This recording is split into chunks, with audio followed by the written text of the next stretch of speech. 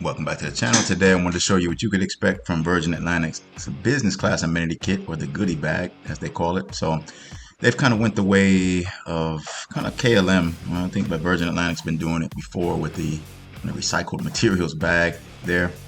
And somebody call it the cheap way out or cheaping it out, but yeah, honestly I'm not that much of a fan. As you see, the Botari products they've got in there. You got toothpaste, toothbrush, earplugs. You've got the socks, and you got the eye mask. So yeah, I'm curious what you guys think of the recycled material style amenity kits that some airlines are handing out. Me, I'm not really a fan of them, honestly. But let me know what you think in the comment section.